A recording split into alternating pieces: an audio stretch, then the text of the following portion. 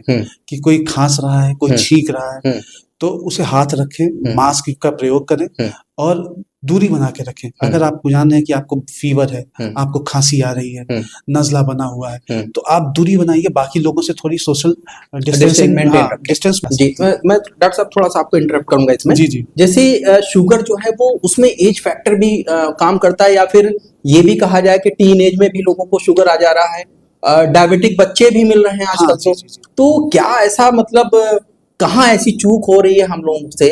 ज्यादा भूख लगना, ज्यादा प्यास लगना और ज्यादा पेशाब होना, ये तो शुगर बढ़े होने के लक्षण है।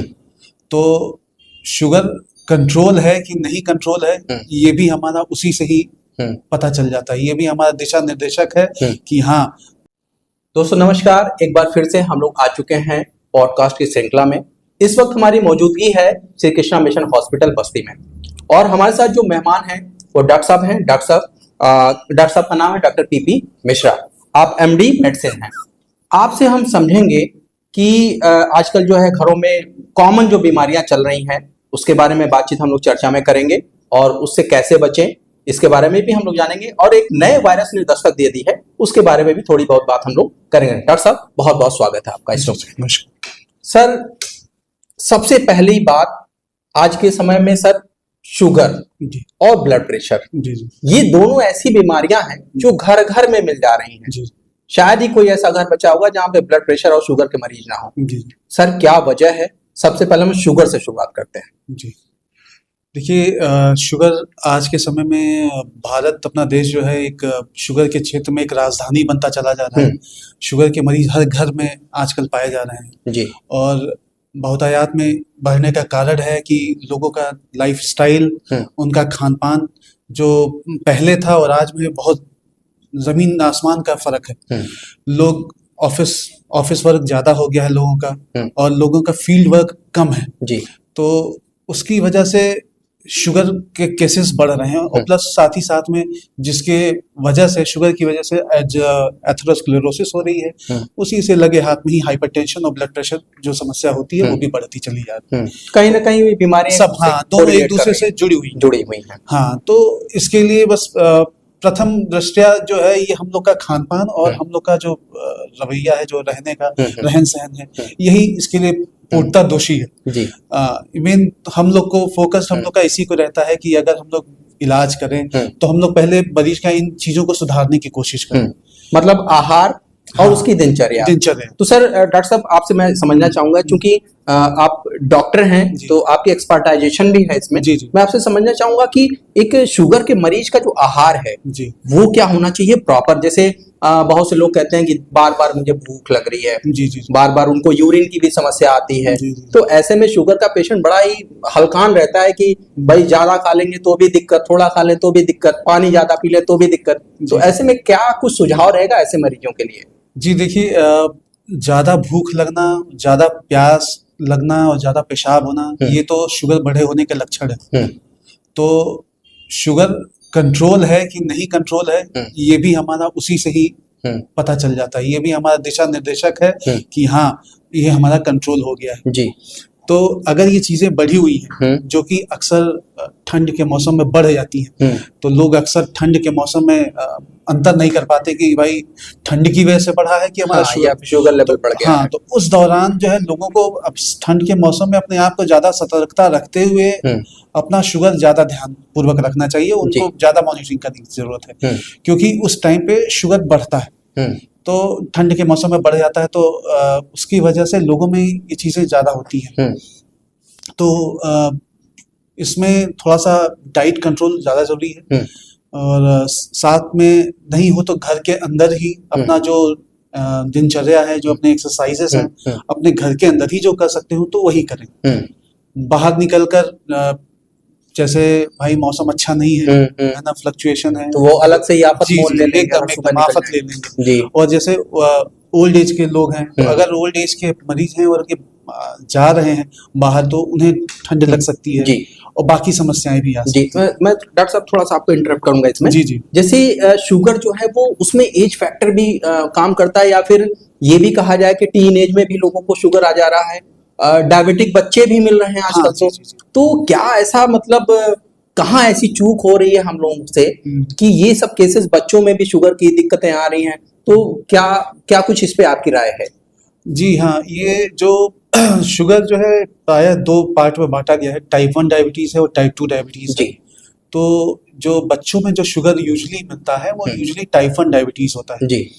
तो टाइप 1 डायबिटीज का ये है कि जैसे जो इंसुलिन पैदा करने वाले जो सेल्स हैं वो पूरी तरह से खत्म हो जाते हैं। Okay. तो वैसे बच्चे जो होते हैं वो अक्सर प्राय या तो किसी जेनेटिक बीमारी की वजह से या फिर कोई वायरल इन्फेक्शन लगा हो जिसकी वजह से आपके शरीर के जो पैदा करने वाले सेल्स थे, इंसुलिन पैदा करने वाले, वो नष्ट हो जाएं, तो उनकी वजह से अक्सर ऐसा होता है। तो ऐसे में फिर टाइप 1 डायबिटीज पेशेंट के पास कोई और चारा नहीं रहता, क्योंकि इंसुलिन पैदा करने वाले सेल्स ही खत्म हो गए, तो उन्हें इंसुलिन पे ही रहना पड़ता है। और जबकि टाइप 2 में ऐसा नहीं होता। टाइप 2 जैसे ओल्ड एज पेशेंट्स हैं या एक समय के बाद, जैसे 30-40 के बाद जब जो भी होता है, तो उसमें जैसे कि उनका रहन सहन है, तो उस चीजों को हम लोग कंट्रोल करने के साथ अगर हम दवाइयां भी दे रहे हैं तो उससे मैनेज हो जाएगा, क्योंकि आपके पास सेल्स मौजूद है जो आपका इंसुलिन पैदा कर रहे हैं। दवाएं हमारा जो है उत्प्रेरक का काम करती हैं। बस वो हमारा सहायता हमें प्रदान कर रही है कि हाँ हम उनको मेंटेन कर रख सकें। तो लगे हाथ में हम लोग का दिनचर्या और दवाइयों के सहयोग के साथ हम लोग कम कंट्रोल कर सकते हैं। अच्छा डॉक्टर साहब, दोनों में माइल्ड कौन सा होता है, टाइप 1 टाइप 2 में? देखिए, अक्सर होता क्या है कि जो टाइप 1 वाले हैं तो उनका शुगर मेंटेन करना बहुत मुश्किल होता है। वो अक्सर इंसुलिन पे ही रहते हैं। लोगों के लिए इंसुलिन लगाना ही सबसे बड़ी समस्या है। तो अच्छा, वो डर भी लगता है कि नाभि के पास वो इंजेक्शन लगा रहे हैं, नाभि के पास लगा रहे हैं, तो ऐसा तो नहीं है कि बहुत कम हो जाएगा, कोई और हमारे लिए खतरा पैदा हो जाएगा। तो ये मेंटली थोड़ा सा एक स्ट्रक्चर भी बनता होगा कि हम बीमार हैं और बार बार खुद वो इंजेक्ट कर रहे हैं। जी। तो इसका भी प्रभाव पड़ता है। हाँ, इसका भी बहुत प्रभाव पड़ता है। तो इसके लिए एक्चुअली मरीज की काउंसलिंग बहुत जरूरी है। तो उन्हें समझाना बहुत कठिन कार्य है, लेकिन हाँ हम लोग प्रेरित करते हैं कि करें। और हम लोग का एक मकसद और भी रहता है कि जो भी हम लोग अपना ज्ञान प्राप्त करते हैं, जैसे कॉन्फ्रेंसेस और बाकी जो हम लोग देख रहे हैं, तो जो नई नई तरीके की दवाइयां आ रही हैं उनके बारे में भी मरीजों को हम लोग जागरूक करते हैं। अवेयरनेस बहुत जरूरी। जी। तो कुछ ऐसी इंसुलिन भी आ रही है जो कि अब हम लोग केवल नाक से सूंघ के ही काम चल सकते हैं। ऐसी भी आ गई है? जी आ रही है और वो लॉन्च होने वाली है 1 से 2 महीने में। सिप्ला ला रही है, तो बहुत सहूलियत हो जाएगी। जी। तो जैसे लगाने की बजाय केवल सूंघ लेने से ही इंसुलिन हमारा चला जाएगा शरीर में, मतलब इनहेल कर लेंगे उसको, काम हो जाएगा। जी। ये भी हो सकता है। कितनी प्रायिकता इस बात की है कि अगर माँ बाप को में किसी को भी शुगर है तो नेक्स्ट जनरेशन में शुगर ट्रांसफर होकर चली जाएगी? देखिए, मैक्सिमम जो इसके लिए है क्या कि देखिए, जीन्स तो हमारे हैं कि भाई बच्चों को ट्रांसफर हो जाता है, तो ठीक है, जेनेटिक पार्ट हमारा है, लेकिन अगर जेनेटिक पार्ट को हम मजबूत अपने दिनचर्या से ही कर सकते हैं।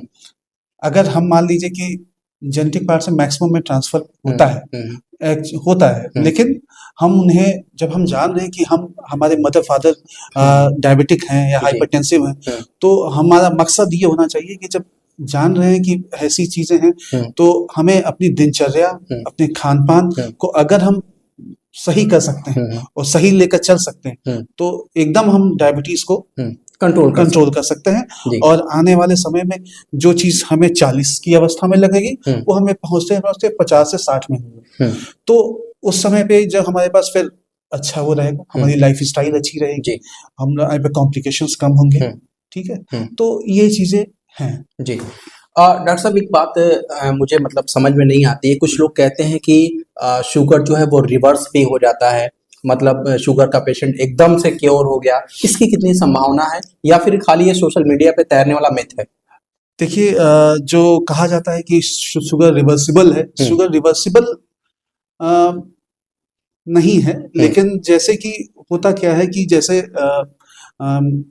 वही जो हम लोग अभी बात कर ही रहे हैं, इसकी जो दिनचर्या वगैरह मेंटेन कर लेते हैं, तो कुछ लोग हैं जैसे दिनचर्या आपने मेंटेन की, तो आप रिवर्स कर सकते हैं अगर शुरुआती इनिशियल स्टेजेस में है। मतलब कुल मिला जुला के लब्बल हुआ भी है कि अगर आप जागरूक है अपने स्वास्थ्य के प्रति, एग्जैक्टली तो आप किसी भी बीमारी को कंट्रोल कर सकते हैं। आहार की बात हो रही थी तो डॉक्टर साहब एक पहलू छूट रहा था कि फल की बात हम लोगों ने नहीं किया, जी जी क्योंकि बाजार में जो मिलने वाले फल हैं वो मीठे हैं जी जी जी और मनाही है मीठे की। तो मैं आपसे समझना चाहूंगा कि कौन से वो फल हैं जिसको खाने से शुगर का जो पेशेंट है वो परेशानी में नहीं आएगा, और कौन से फलों का उसको त्याग कर देना चाहिए। जैसे आम है, बहुत ज्यादा मीठा है, हाँ तो मन तो बहुत करता है जी। लेकिन वो शुगर के लेवल को बहुत ऊपर ले जाता है। देखिए शुगर तो हर प्राय हर चीज में ही मिलता है, जी यहाँ तक कि रोटी में भी है, सब हाँ में है, जो भी फल जानते हैं, जी जी है ना। तो अक्सर जो शुगर के जो मरीज हैं उनको हम लोग सेब खाने के लिए बोलते हैं, क्योंकि प्राय कम मीठा है। जी अमरुद है, अमरुद का भी सेवन कर सकते हैं, लेकिन जैसे बहुत पका हुआ ना हो, अधपका अमरूद अधपका खाने हुआ। में भी वही अच्छा लगता है। पपीता है, जी अधपका हुआ पपीता हो, बहुत पीला पपीता ना हो, तो इन फलों का हम लोग सेवन करने के लिए ही बोलते हैं। जी। अच्छा, टाइमिंग का भी कोई इशू है कि मॉर्निंग में मतलब 12 बजे से पहले फलों का सेवन कर लिया जाए या नहीं, बाद में कर लिया जाए, ऐसा कुछ? एक्चुअली ये जैसे कि मिथ है कि जैसे हम लोग फलों का सेवन अगर शाम को कर लेंगे तो जैसे जुकाम पकड़ लेगा, सर्दी हो जाएगी, तो इस वजह से लोग यूजुअली जी फलों का सेवन आप आफ्टरनून में ही प्रेफर करते हैं। तो हम लोग इस चीज को बहुत नहीं मना करते हैं, हमें कहते हैं कि हाँ दोपहर में ही आप कर सकते हैं, आप करिए, एक टाइम करिए। अगर आप एक टाइम कर रहे हैं तो आप अपने स्वास्थ्य को लेके ठीक है। जी ठीक है सर। दूसरी बात, अब हम लोग चलते हैं दूसरी तरफ, जो दूसरा पहलू था हमारा ब्लड प्रेशर। शुगर पे हम लोग काफी चर्चा कर लिया। ब्लड प्रेशर सर क्या है और क्या वजह है ब्लड प्रेशर की, और कैसे इससे हम लोग बचें?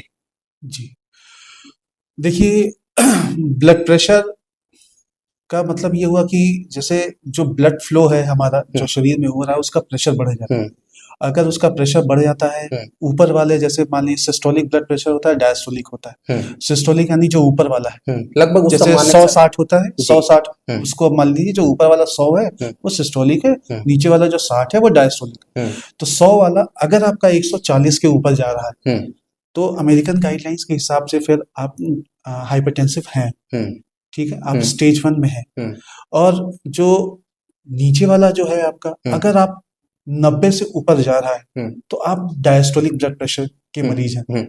तो अगर नीचे वाला जितना तेजी से ऊपर बढ़ रहा है तो ये हम डायस्टोलिक कैटेगरी में रखेंगे, और ऊपर वाला बढ़ रहा है तो हम सिस्टोलिक के कैटेगरी में रखेंगे। तो यूजुअली ये जैसे डायबिटीज के मरीजों में हो जाता है, क्योंकि डायबिटीज जो होता है एथेरोस्क्लेरोसिस हमारे बॉडी में इंक्रीज कर देता है, उसकी स्पीड बढ़ा देता है। तो उसकी वजह से जब वेसल्स हमारी हैं जब नैरो हो जाएंगी तो उनका जो प्रेशर, जो ब्लड फ्लो का प्रेशर है वो इंक्रीज करेगा। जब इंक्रीज करेगा तो ब्लड प्रेशर, सिस्टमैटिक हाइपरटेंशन हम इसको नाम देते हैं, वो बढ़ जाना है जी। तो डायबिटीज हो गया, अल्कोहल इंटेक जो कर रहे हैं उससे भी आपका इंक्रीज होगा। और जो है कुछ जैसे ओल्ड एज है, जैसे कि ओल्ड एज की वजह से होता क्या है, स्क्लेरोसिस होने लगती है। तो ओल्ड एज की वजह से, स्क्लेरोसिस की वजह से भी ब्लड प्रेशर बढ़ जाता है जी। खान पान में क्या भूमिका है सर? खान पान में यूजुअली हम लोग को 2 ग्राम से कम नमक का सेवन करने की सलाह देते हैं। आजकल सर एक नया ट्रेडिशन चला है जो पिंक साल्ट, सेंधा नमक का इस्तेमाल करने के लिए बताया जा रहा है। जी जी। तो जो नॉर्मल नमक मिल रहा है मार्केट में उससे और इससे, मतलब जो पिंक साल्ट है या फिर सेंधा नमक का प्रयोग करने के लिए बताया, दोनों में अंतर है या फिर मतलब दोनों ले सकते हैं, कोई दिक्कत नहीं है? देखिए जो क्योंकि थोड़ा सा वो माइल्ड होता है। हाँ, एक में सोडियम है, एक में पोटेशियम है। लेकिन जैसे यूजुअली आप चाहें तो उसका सेंधा नमक का लोग सेवन कर रहे हैं, तो कई लोगों ने आके बोला भी कि जैसे हाँ हम इनका सेवन कर रहे हैं तो हमारा ब्लड प्रेशर कंट्रोल में है। तो इसके लिए हम लोग कहते हैं कि स्वादानुसार आप अपना कर सकते हैं, लेकिन उसकी भी अत्यधिकता नहीं होनी चाहिए, तो वरना वो चीज आपकी फिर वही हो जाएगी। तो हम लोग यूजुअली इसके लिए नहीं कहते हैं, आप जो कर रहे हैं वही ठीक है, बस उसको क्वांटिटी कम रखिए, सॉल्ट कम रखिए, एक्स्ट्रा सॉल्ट ना लीजिए, सब जैसे अचार ना लीजिए, फलों पे नमक एक्स्ट्रा ना लीजिए, ये चीजों के लिए हम लोग मना करते हैं। कुछ लोग तो हर चीज में एक्स्ट्रा नमक की, दाल में एक्स्ट्रा नमक, कि कुछ मजा नहीं आ रहा है थोड़ा सा नमक बढ़ा, मिर्च के साथ नमक यूज करते हैं। समोसा ले रहे हैं तो उसपे भी मिर्च के साथ अलग से नमक चाहिए उनको। तो ऐसे लोगों को भी बचना चाहिए नमक से। हाँ, चटनी का उपयोग आजकल हर खाने वाली चीजों में होता है, तो चटनी का भी सेवन थोड़ा कम करना चाहिए। लाइफ स्टाइल कितनी महत्वपूर्ण बात है ब्लड प्रेशर के लिए? देखिए, ब्लड प्रेशर के लिए, लाइफस्टाइल के लिए बोला जाता है कि आप कम से कम 15 से 20 मिनट पर डे अपना एक्सरसाइज करें। अगर 20 मिनट प्रतिदिन आप एक्सरसाइज करते हैं, हफ्ते में 5 दिन करते हैं, तो आपकी सेहत ठीक रहेगी। वो आपके हार्ट के लिए भी और आपके ब्लड प्रेशर के लिए भी, दोनों के लिए उचित है। तो हम लोग को वही करने की जरूरत है, उसी को फॉलो करने की जरूरत है। आप 5 दिन नहीं, आप 7 दिन करिए, वो और अच्छी बात है। लेकिन उसमें भी है क्या कि एक्सरसाइज के भी ग्रेड्स बने हुए हैं कि माइल्ड है, मॉडरेट है और सीवियर। तो हम लोग यही कहते हैं कि आप सीवियर नहीं कर सकते हैं, मॉडरेट नहीं कर सकते हैं, माइल्ड ही कर सकते हैं, वही करिए। आप करते हैं?